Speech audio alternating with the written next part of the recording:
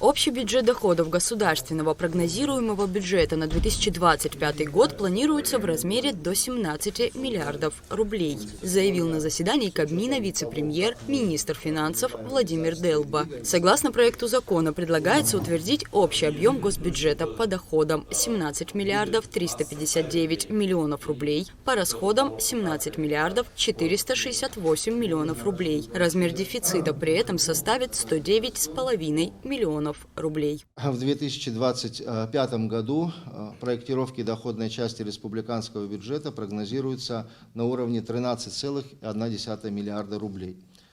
Или на 1 миллиард рублей больше утвержденных показателей 2024 года. Рост 8,3%.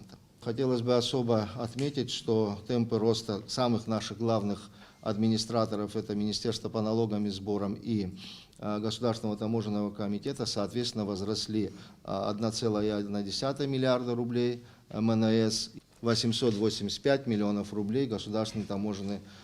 Как известно, основным доходным налоговым источником республиканского бюджета является поступление от налога на добавленную стоимость. Здесь темпы роста тоже достаточно значительные, на наш взгляд. Консолидированные доходы республиканского бюджета, как налоговые, так и неналоговые, прогнозируются в объеме, собственные доходы, я имею в виду, прогнозируются в объеме 8 миллиардов рублей. Тоже новый показатель. Очень рассчитываем на то, что все предпосылки, о которых мы заявляем и которые существуют, дадут нам возможность это задание выполнить. Финансирование дефицита предполагается кредитами от Национального банка и иными источниками. При этом верхний предел республиканского внутреннего долга по кредитам на 1 января 2026 года устанавливается в размере 650 миллионов рублей, а верхний предел внешнего долга по кредитам – 926 миллионов рублей. Программу республиканского внутреннего заимствования на 2025 год, согласно проекту закона, предлагается утвердить в сумме 650 миллионов рублей, а на погашение основного долга по государственному экспортному кредиту, предоставленному Россией, направить 90 миллионов 783 тысячи рублей. Российская финансовая помощь на 2025 год остается в пределах уровня 2024 года и, соответственно, составляет 5 миллиардов 200 миллионов рублей. Сразу хочу обратить внимание, что в настоящее время начата подготовка по реализации следующего этапа показателей целевых мероприятий и других аспектов на новые бюджетные периоды 26-30. Ведется работа в этом направлении, в том числе по всем действующим межгосударственным, межправительственным соглашениям.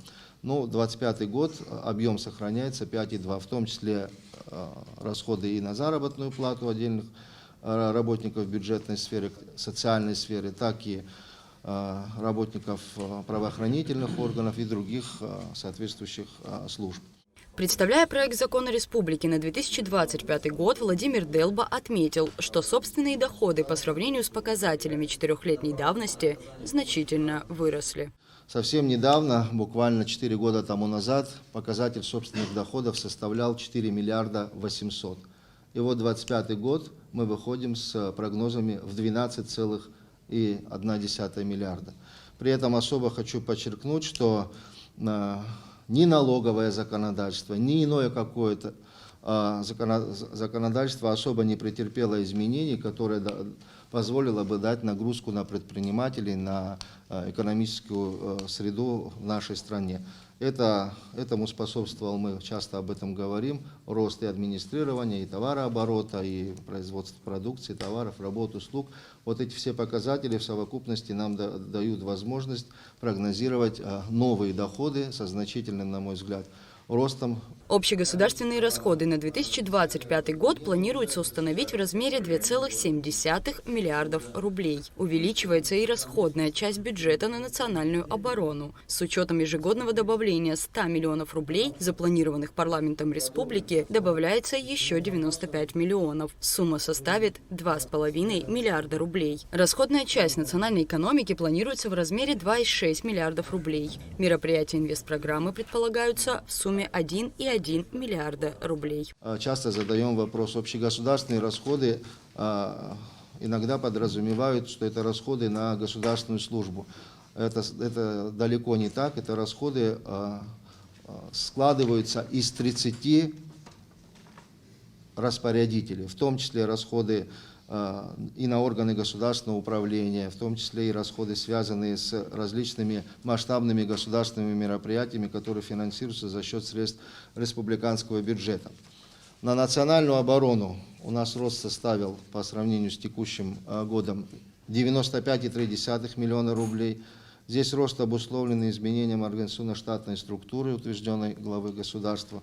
Полагаем, что с этим объемом мы тоже справимся. На национальную оборону в объеме 2,5 миллиарда рублей, на национальную экономику 2,6 миллиарда рублей, 200 миллионов рублей на бюджетную поддержку энергетической отрасли нашей страны. По-прежнему остаются расходы по развитию отдельных отраслей экономики, в данном случае развитие сельского хозяйства. Мы сохраняем уровень на 2025 год в объеме 150 миллионов рублей. Аналогичная ситуация происходит и при реализации среднесрочной целевой программы по развитию субъектов малого и среднего предпринимательства. Там 100 миллионов рублей. Рост выделяемых средств на программные мероприятия системы здравоохранения составляет 125 миллионов рублей.